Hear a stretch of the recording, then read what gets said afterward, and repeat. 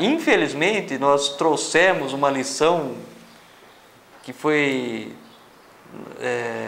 não quero fazer julgamento de valor, mas que foi a lição trazida do Tietê, de onde tinha um rio eu construí avenidas margeando. O que acontece hoje em dia? Que é todo mundo, o sonho de todo mundo que mora numa cidade é ter uma avenida marginal. Isso. Chique. E quanto mais próximo do rio, melhor, para sobrar área para fazer mais casas, etc. E tal. Quando ao contrário, deveria ser o contrário. Eu poderia no máximo ter o meu rio, a área de preservação permanente florestada e no máximo uma rua de circulação e as casas voltadas para o rio. Certo? Isso seria uma visão, mas isso também é mudança de paradigma e a gente não faz isso do dia para a noite e da forma como está. Eu não vou derrubar as casas hoje para construir de novo voltadas para o rio. Então, quer dizer, sem mata ciliar, né? Aí, sem mata ciliar, isso quer dizer que não tem árvore, tem cimento, que inviabiliza a penetração, né? E o reabastecimento dos aquíferos. A gente ainda tem um pouquinho de água, se é que a gente pode dizer isso, no Ribeirão Quilombo, né? Mas que qualidade de água a gente tem? Um lugar que a gente podia estar usufruindo, né? Pescando, descansando, olhando para aquelas águas, porque acho que não tem coisa que descanse mais, né, na nossa vista do que a gente olhar para um córrego passando, a gente vê, né, os pássaros cantando, né, o verde, o ar puro, né, o filtro, né, de toda essa grande contaminação do ar que a gente tem aqui nessa região, né, seria uma forma de filtrar um pouquinho essa poluição. Então, eu fico muito triste e eu acho que a gente pode fazer alguma coisa, a gente vai fazer alguma coisa, né? Com relação à água, com relação às matas ciliares, com relação exatamente a quantidade de pessoas que estão se apropriando indevidamente das margens, né?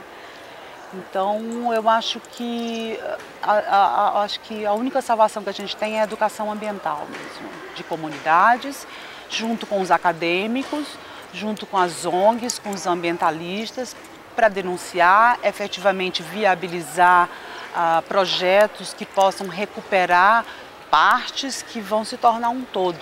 Nós temos experiências aí já consolidadas no ponto de vista de recuperação de bacias ou de efluentes de rios, né, no exterior. Mas temos algumas posturas políticas de engajamento em nossas cidades. A gente pode citar, por exemplo, entre aspas, aí Curitiba, né? Então, Curitiba, a gente teve um dos mandatários da cidade, prefeito, é um arquiteto, urbanista. Então, ele estava envolvido com a cidade, envolvido com a sociedade, envolvido com o ser humano. E ele pôde dar a sua contribuição na recuperação daqueles espaços de Curitiba, aqueles fundos de vales, né?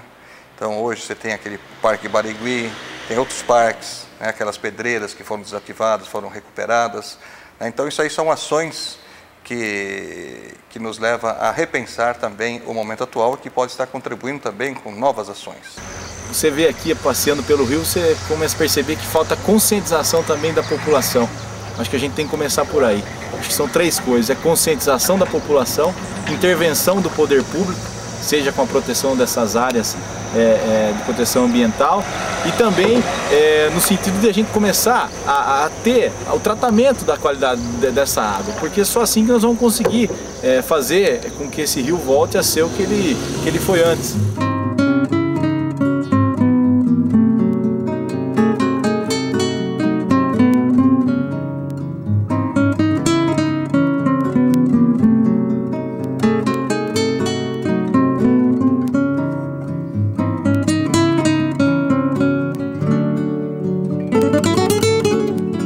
A questão do urbanismo levou à degradação ambiental do próprio manancial, do Ribeirão Quilombo, e a parte industrial também, né? Toda a nossa região agrícola e industrial acabou descarregando todo o nosso detrito, todo o nosso lixo dentro desse rio. Então nós sugamos do rio que a gente pôde sugar e deixamos hoje esse marco, né, de poluição, de degradação para toda a comunidade. Agora, o que nós precisamos fazer é essa mesma urbanização, essa industrialização, precisa devolver para o rio o que ele já foi.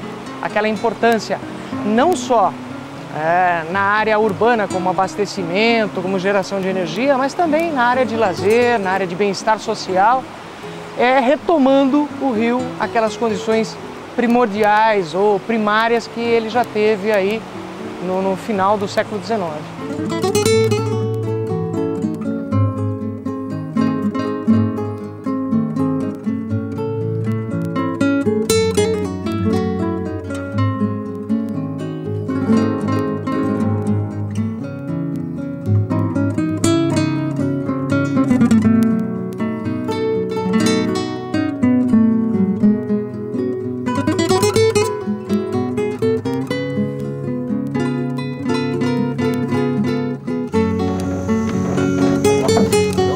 Esse é um dos efluentes aqui de Nova Odessa.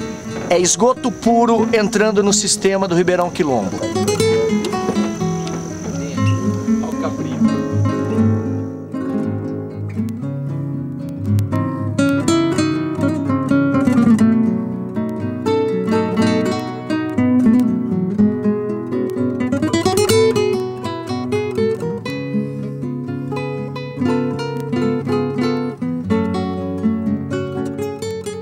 Eu acho que o ponto de partida da parte acadêmica seria diagnóstico, né?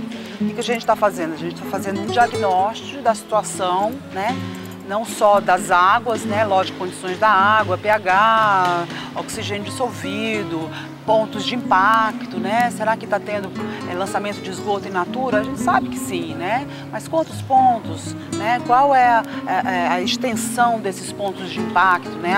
A distância entre um e outro, né? A gente vai fazer a coleta de dados, a gente faz o diagnóstico para poder implementar, né, ações mitigadoras e de recuperação propriamente dita. E de que forma, gente? Fazendo parcerias, né?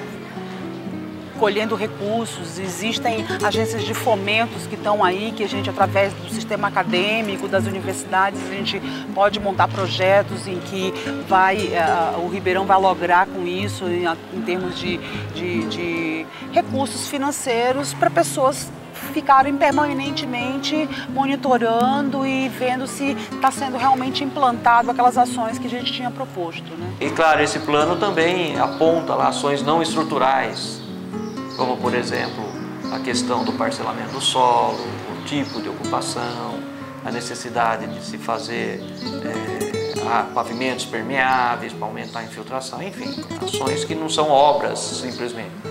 Lá, infelizmente, só ações não estruturais não vão dar conta de resolver o problema, porque a área já tem uma bacia já altamente antropizada, ocupada, impermeabilizada, uma pressão urbana muito grande. Então, nesse caso, você vai ter que lançar mão de ações estruturais, né?